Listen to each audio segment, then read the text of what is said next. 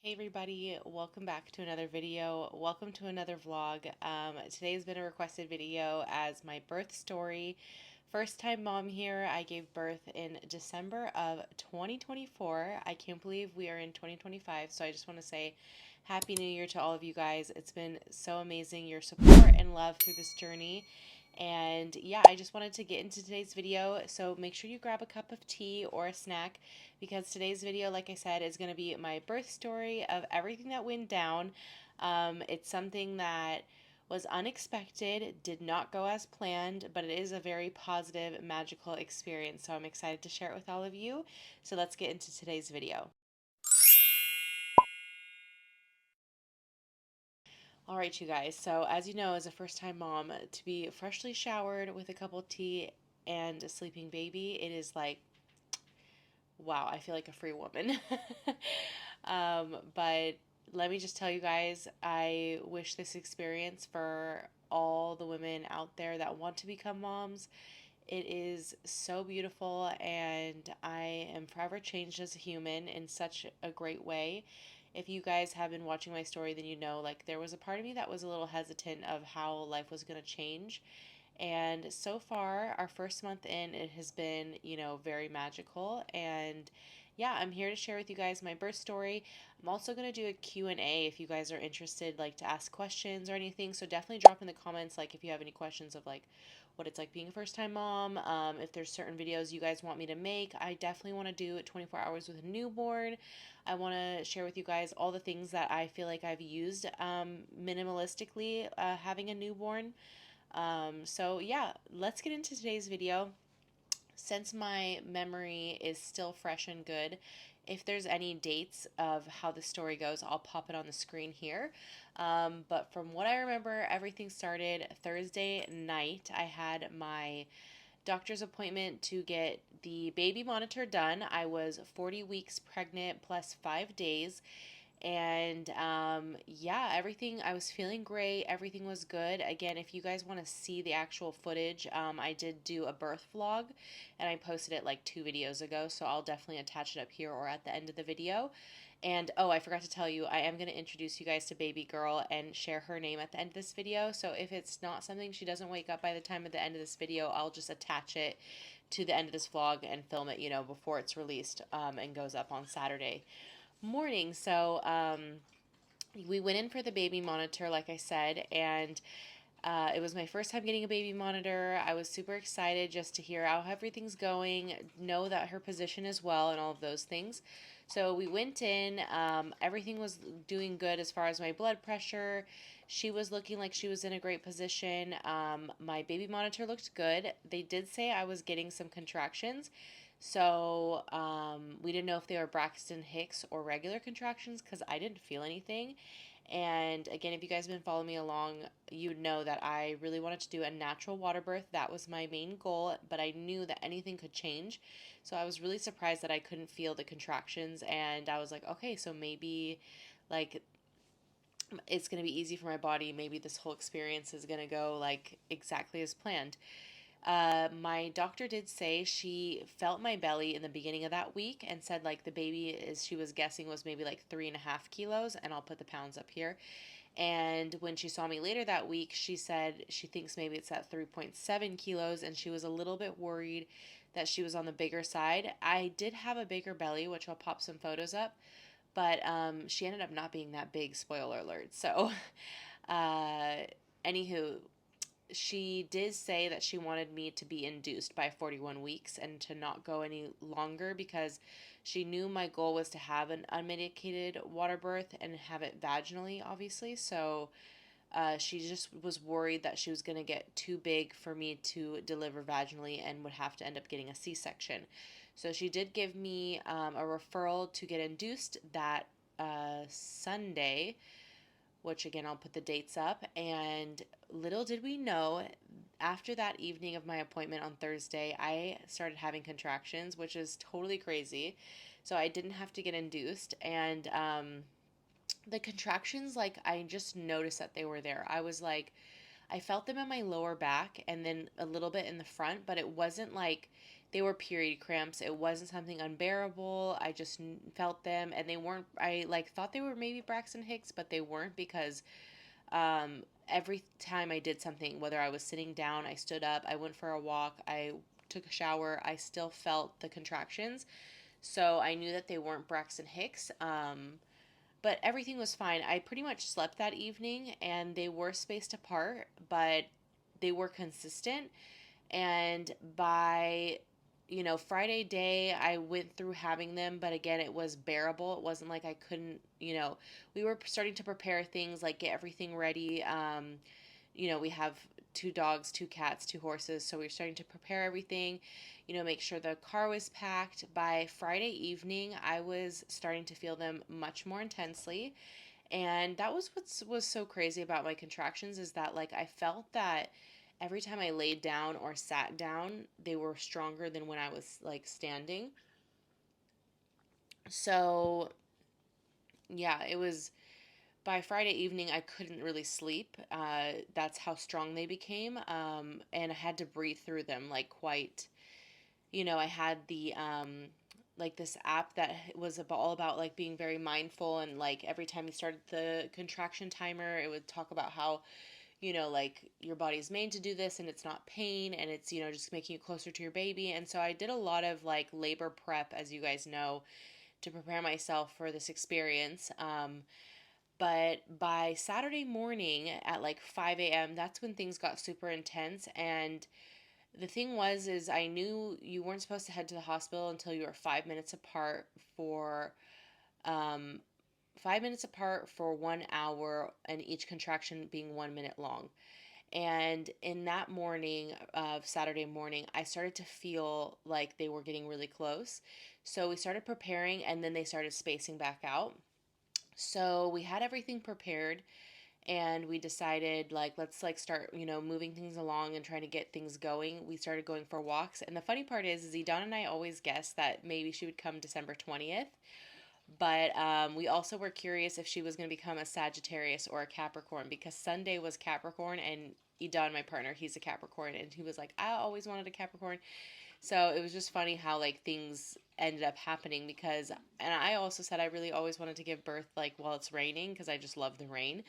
So it was funny because Saturday morning we went for a walk with the dogs. We went to the horses. We were trying to get things moving. The contractions were quite strong, so like I had to kind of just breathe through them and stop myself. They were like painful but bearable. Like I was like, okay, if this is what it is, like I can handle it. But if it gets worse, I'm not sure like what worse is. So by Saturday around 11 a.m., we finally the contractions finally started getting like 3 minutes apart. And someone in the village, because again, if you're new here, I live abroad. I'm originally from California, but I've been living out of the country for like 7 years. So I actually gave birth abroad, which is totally crazy. Um, but someone in our village was like, you should go to the hospital, like seeing how I was acting. And so since the contractions were 3 minutes apart, we decided to start heading there. And it started pouring rain on the way there, which was so crazy. We rushed into the hospital, like, just not like anything emergency wise, but just like walked really fast in there. It was crazy because since I'm before like this, like a few weeks before this, I was a permanent resident. Now I'm a permanent citizen. But the paperwork was like a little bit more difficult. They had to like figure out insurance. There was like a little bit of a hiccup with that, and I was just like feeling my contractions. So they're like, okay, let's get you into the waiting room. They're gonna call you guys and let what's going on.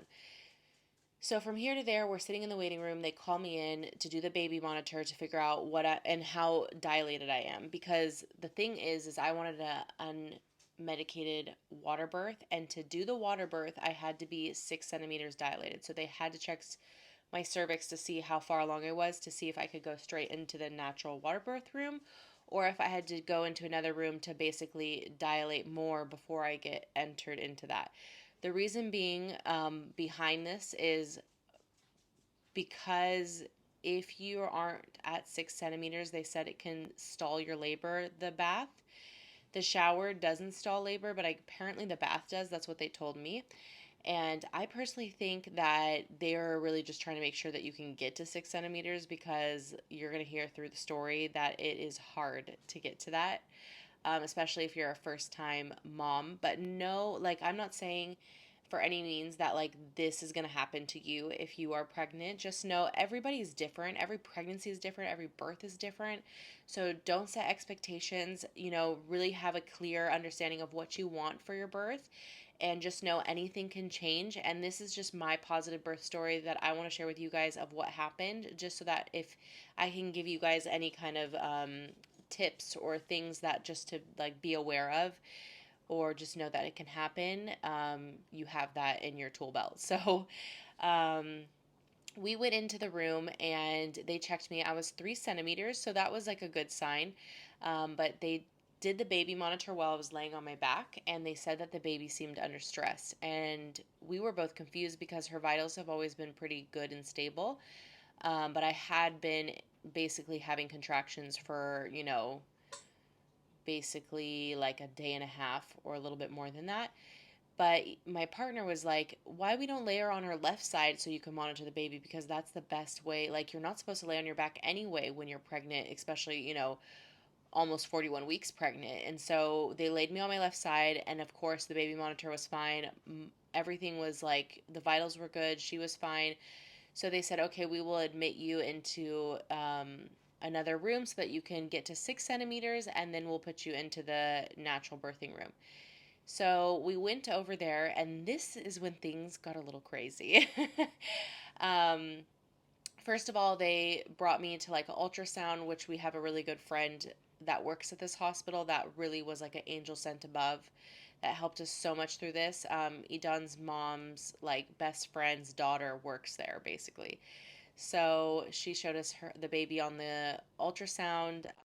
I was already like so far in contraction, like not far in contractions. I just felt a lot of pain when I was laying down and sitting down. Like, it was literally like double or triple or quadruple more painful than standing up, and I just did not expect that. I would have probably wore like really comfy shoes if I knew I'd be standing so much, but that's just a little heads up, because my partner also didn't really wear comfortable shoes, and we ended up standing for like 8 hours. So after the ultrasound, they put us in the room, and that's when I changed into the robe, and the contractions started getting more intense. After like an hour or two, I got to 5 centimeters, which again was a great sign. But then when I hit 5 centimeters, the contractions were really strong. Um, like, everyone always asks what it's like to, have contractions. And I would say, like, it made me understand pain at another level. I have a high tolerance for pain, but like, I went from breathing through them to like moaning, not screaming like screaming, but like ooh, and like I swear the whole hospital probably heard me. But this was, like I said, so I basically got to 5 centimeters quite quickly, and then that's when I basically got stuck at 5 centimeters. And every single hour or two that they checked me, I was at 5 centimeters, and I was in that position for about 8 hours. And thank God for my partner. He was like so supportive, holding me, rubbing my back, kissing me, taking the hair out of my face, giving me water. We went in and out of the shower a few times. Again, my contractions were so back to back that I just didn't even feel like I had a break. And when I would get like a little break, like I feel like even a bigger contraction would come. And I had my comb, which really kind of helped, but I didn't have like a TENS unit. And that was something that was also surprising for me, because I thought someone would be there to kind of like help, but there wasn't. And again, was giving birth abroad, so I don't know if it's different where you may be giving birth or have given birth. But no one really, like, people came in and checked on us and asked us if I wanted like an epidural or anything, but like no one really helped like give advice or tips during this process specifically. So we were just pretty much on our own. Edan like tried to help and check everything, and like, different ways to like ease the contractions. But again, even when I would lay down for them to check how far along I was, it was just like when the contractions would come, it was so painful that I could barely even like stand laying down. And we were standing for those 8 hours after hitting 5 centimeters. Or, I mean, yeah, after hitting 5 centimeters.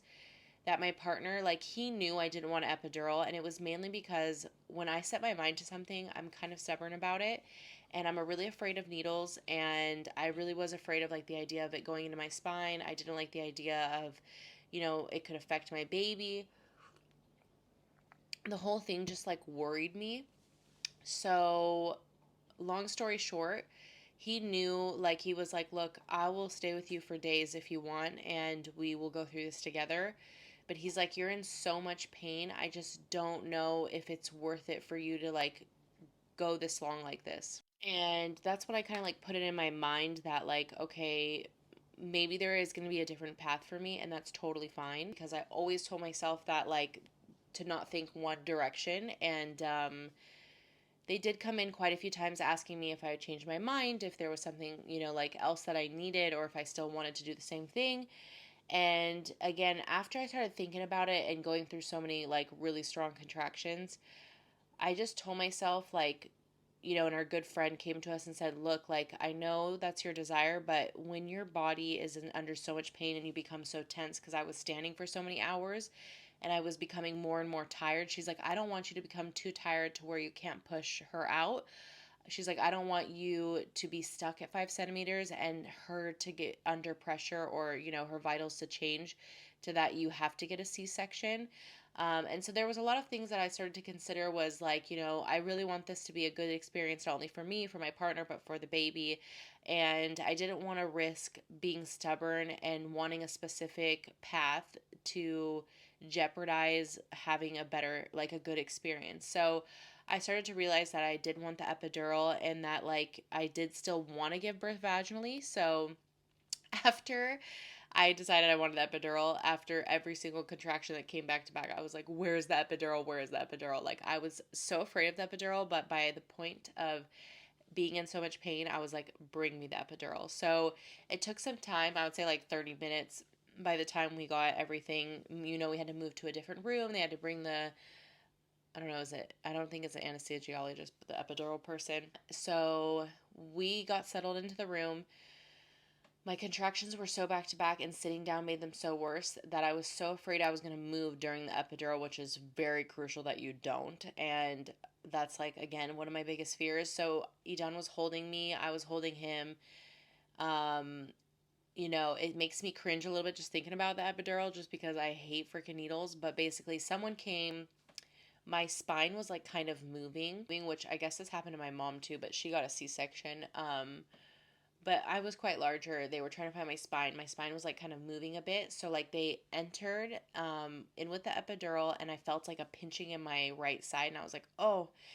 And then apparently, from what I understand, because Edan was, like, very paying attention, and it was just so amazing. He didn't make me stressed or worried or showed, like, fear or anything, but apparently they brought in another person to do my epidural because the other person couldn't figure out how to get it in there. And they brought someone else. Everything, went okay. It took some time, and I really had to stay still through the contractions, and I told them a contraction's coming, and I asked them to stop. But it was just so hard not to move during those contractions. So that was another thing, is I felt like once I got to that 5 centimeters and I was going through so many crazy contractions, it was, like, really hard for me to get the epidural, because it was hard for me not to move. Um, and that's very dangerous. So that's another thing to keep in mind. But this is when everything became that much more enjoyable, was when that epidural kicked in. It took some time. I still felt the contractions. They laid me in the bed. I thought my legs would be so, like, a lot of my body would be much more numb, but it wasn't. It was literally just from the waist to my end of my legs. Like, I could still feel my feet. I could still move my legs. Obviously, they didn't want me walking. And another thing I didn't want was the catheter, but they didn't leave the catheter in. They just did it, like, certain periods of time to, like, relieve the pee. It also, having a full bladder blocks, like, the baby coming out. So by that point, I was just, like, chilling, feeling great. I was like, I asked them, I said, do you have a menu? Which they're like, girl, this is not America. We don't have a menu. And I was so shocked by it, because there were so many hours we were there that I was like, can I just have some food to, like, refuel? And they were like, we don't have a menu, but we'll bring you a few things. And it was, like, literally by that point, 12 p.m. So nothing was, like, open to deliver or anything like that. So they were like, we'll bring you a few things to snack on. We want you guys to rest for a while so that you can start to dilate and you can relax and have, energy to push. So we actually slept for 5 hours, which was so nice. All of her vitals were good. Everything was good. A nurse came in and she was like, okay, I'm going to check you to see how far along you are. She went to check me and she was like, oh, your mucus plug came out. And I was like, oh my God, really? I want to see that. Like, I'm telling you guys, after the epidural, my partner was like, you're finally talking. You're finally like, have color in your face. You're finally like, he was so relieved by the time we had the epidural because he was just like, oh my God, the amount of pain that you went through. Like, I just don't want you to have to deal with that again. So my partner was sleeping. She was like, you want to see the mucus plug? And I was like, can I take a picture? She's like, ew, that's gross. No, but I'll show it to you. And my partner woke up and I was like, oh my gosh, it was like a big jellyfish. She's like, yeah. And my partner was like, it looks like some kind of fish you have on like a Jewish holiday. I don't even know, but it was hilarious. I'm trying to think what he said. Not canola. Looks like gefilte fish or something like that. I don't know. But she eventually took that out. Then she checked me. I was about 9-10 centimeters. So she was like, it's looking great. Things are moving along. By that point, she, yeah, basically said everything's looking good, waiting for you to dilate more. After that point, all of a sudden, like, I mean, we're at like 5, 6 a.m. by this point, maybe even a little bit later. All of a sudden, like this doctor comes in and like a few of his students or like people that work with him. I don't know. I don't know exactly what was going on, but like 5 or 7 people came like in, and you can see in the birth vlog, all of a sudden came in and he was like, they were talking amongst each other and he's like, I think we're gonna have to do a vacuum. And I looked at him and I said, you're not doing a vacuum. And then he's like, oh, so then do you want a C-section? And I was like, no. I was like, what's the point of all this? And he was like, she's not in the right position, so we're gonna have to vacuum her. And I was like, that doesn't make any sense. Her vitals have been good. They said she's in the right position. That doesn't make any sense. And Edan, my partner, he pulled him aside and he was like, look, I know this is your factory, but everything seems good. Why are you trying to pressure us or rush the situation? And he was kind of like, trying to convince us of a certain thing. And we were like, so bring the ultrasound and check her position. Don't just guess her position. Like, let's check. He brought in the ultrasound machine and she ended up being just a teeny bit not in the right position. And so he was kind of wrong in what he was saying. And he kind of gave us a time limit. He was like, you guys have like about 30 minutes before he kind of like intervened or whatever. Again, I wasn't stressed in this moment, and my partner wasn't showing any stress to me. But thank goodness for the angel doctor that we had before. She knew like I didn't want to vacuum. I expressed very much that I didn't want to do something like that. And so basically, by this point, he left the room, and we knew that she was just a teeny bit not in the right like direction, just she needed to do a little bit more of a turn. So the nurses brought me a peanut ball, had me lay on my side. They said every time I felt a contraction, which I didn't really feel contractions at that point, I only felt like a little bit of pressure in my tailbone, which they said that's pretty much a contraction. They said for me to push, like I was pushing her out, and I was like, oh my gosh, like, and they're like, push like you have to push a poop, and I was like, but you're not supposed to push when you poop, and like I was like, I never really do that. Like usually I go to the bathroom to poop, and it comes out. I'm not like pushing. So they like checked my cervix and like had me push and like, okay, that's what you're supposed to be doing.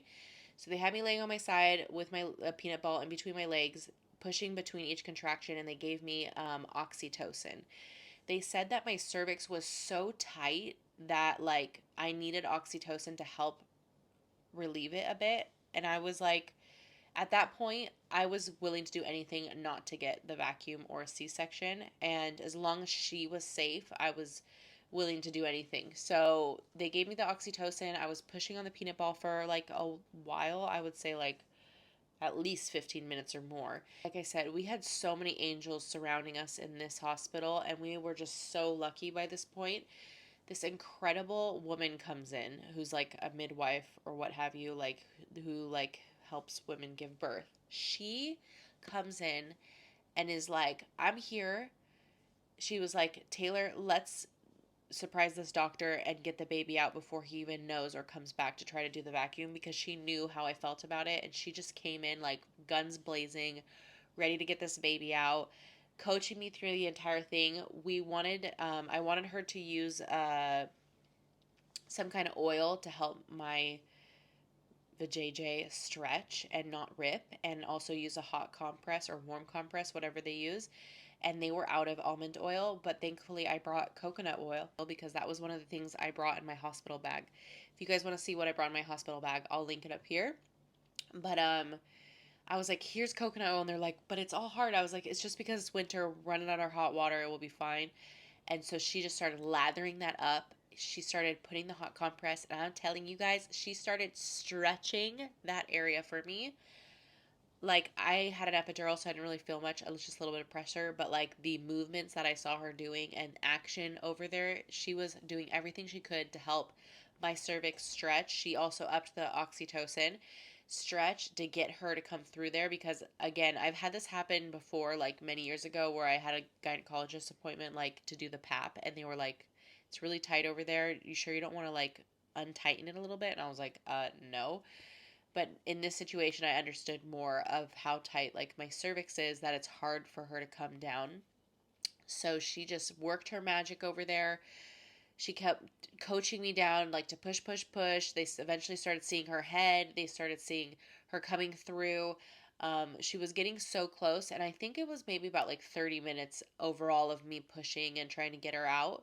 Before she came out, they did push on my belly. Like, this lady came in and did like an elbow to my belly to help bring her down, because she just kind of got stuck up there.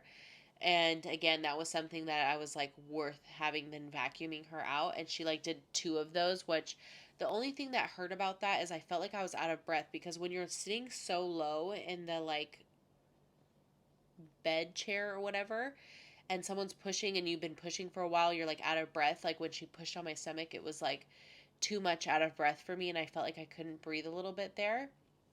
But again, it was all worth it in the end. But at one point, and don't get me wrong, this whole entire time, my partner, he's like taking photos. He's in this. He's like a doula, getting all the things they need, making sure I'm okay. He was just, it gave me a new appreciation and love for my partner. And, we're almost 9 years together. So it's just one of those special moments that I was like, I just am so grateful that he is my person, and like he's with me through this experience. And I was actually surprised I didn't poop, which I thought that would happen because I didn't do an enema or whatever you call it. So, long story short, she gets really close down there, but she's like, I'm pushing, she's coming, and then she's like going back a little. And like it was like this little part that she couldn't really like, come through the like ring of fire or whatever they call it. So eventually they said, we're going to need to cut you. And I was so worried because I was like, oh my God, episiotomy. I'm so afraid of that. Or isn't that going to make it rip more? And it wasn't episiotomy like from the bottom. It was actually to the side a little bit. I'm not sure if it was the side where her face was or whatever. But they said that like they literally did 3 centimeters of a cut, which was with scissors, which was crazy. But that was going to help her come through. And they were afraid that if she came through without doing the cut, she would actually rip me worse because it was so like tight over there. And so, I was like, again, I do not want her being vacuumed out. So, and I obviously didn't want her stuck there, like in that position. It's like, she's already almost there. So I said, no problem, do it. And so they did it. She came out, and this was the moment that like I pushed her head out, and then they said, stop pushing. And it was just like this silent moment. And then I'm like, what do I do? And they were just like, just go. And so I did that. And then they were like, okay, a small push. And she like came out, and they put her on my belly. And this was like such a speechless, magical, unforgettable, wild, cool, like our bodies are so incredible. Like the fact that there was a baby in my belly, and we made every single small piece of it, and she just came out and she was on my belly, and it was like this moment of silence. Edan took a picture of her before she even took her first breath, and like it took her a little bit of time to take her first breath, and like the midwife she just knew what she was doing. She's like it looked like she removed like a little bit of the cord around her a bit. And when she brought her on my chest, she was just so positive and like that wasn't something to stress about. And it took her, I would say, like a minute or even more to start crying. But then when she started crying, like everyone was just like, congratulations. And Edan and I were like crying, and it was just like the most beautiful, sweetest experience ever. And it's like that moment, your whole pregnancy, you're just wondering all these things. What is she going to look like? Is something going to be wrong? What's going to be my birth like? How is it going to happen? When is it going to happen? Like you ask yourself so many questions. And in that moment, when everything comes together, it's just the most beautiful thing. Like I like wanted to have a kid again. I just wanted to do it again. Like it was just the most, I loved being pregnant. I loved giving birth. It was so beautiful. And this is why I was so grateful that I took the epidural and I took that other path, because it literally was so like life changing for us, and to see her and to meet her, and like I couldn't stop thanking everyone, and like so grateful that I didn't have to have a vacuum. I didn't have to have a C-section. Um, and the vaginal birth didn't hurt. Like I did have epidural. I just felt a lot of pressure in my tailbone, and I have a fractured tailbone, so I was worried that like it was gonna scratch her face or do something crazy, which it didn't. And I didn't feel like crazy pain. I wasn't screaming. It just all happened so not fast, but fast. I don't know how to explain it. It's just once she was on my belly, and then like I did want to do the golden hour. Eventually, they just wanted to weigh her really quick and bring her back to me because they wanted to see how, like, the deal with the placenta or something like that. Um, and make sure that, like, they get everything out or what have you. So, yeah, she spent so much time, like, with me and with Edan, and they delivered my placenta, which it was crazy to see how she delivered it because I didn't really have to do much. Again, this lady was just like knew what she was doing. But yeah, it was so special. And it was like, can I see my placenta? And she came and she showed it to me and explained like where she was, and how it is, and like you see all this in the birth vlog. And yeah, I also got to like breastfeed her eventually, which I was so grateful for that. I did have a breast augmentation surgery about 10 years ago, and I had two of them 6 months apart, through the nipple, and I was so shocked that I could actually breastfeed. I actually am so grateful that I have like a great supply of milk. So I was really surprised that like I thought, because I went through the nipple twice, that I thought maybe like my milk ducts would be like severed, and they ended up like fusing back together, and everything works over there, and I've been breastfeeding her ever since. And it was just like so special to like have that. It's almost like a nature wild experience, like to like birth her like that, and then to like feed her with your own body. It was just so crazy. And yeah, after that it was just, we spent a lot of time with her, and then we moved into the next room. We had to make all the decisions. Like, we didn't want to vaccinate her, we didn't want to do a bath. We waited until her belly button fell off to do her bath. We had to stay 36 hours in the hospital, like to make sure that everything was okay. So we stayed in a room shared with someone for about 12 hours or more, because since we gave birth at like 9:43 or 9:48 a.m., and the hotel that we wanted to stay in the hospital, they didn't accept people yet, because like we were right at that cutoff for check-in.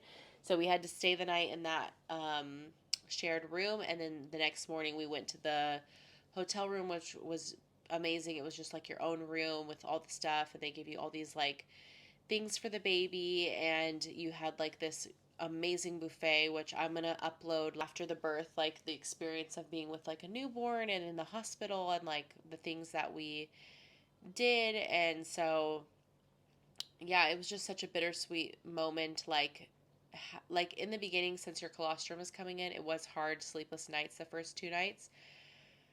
Um, but of course, everything was worth it, and it was just so beautiful, and it was so crazy, like becoming parents, and like a lot of things come natural to you, I feel sometimes, and obviously we learn a lot just from like learning from other people, and like on TikTok or Instagram, social media, stuff like that. But yeah, it just like it became second nature to like take care of her, and yeah, it was just the most special moment ever. I'll never forget it. I'm so grateful I documented it to share it on here with you guys and have it here forever for us. So, yeah, to be continued. I will definitely make sure to upload, the first few days in the hospital, taking her home, her meeting our pets, the first week, month with a newborn, and all the things that I can share with you guys. So definitely make sure that you're subscribed. Make sure you turn on those bell notifications because we post at least once a week here. Also, we'd love to have you a part of the family. It's free to do that, and it supports us a lot and helps other people reach this video like you did. Comment down below any questions you guys have or videos you want us to make.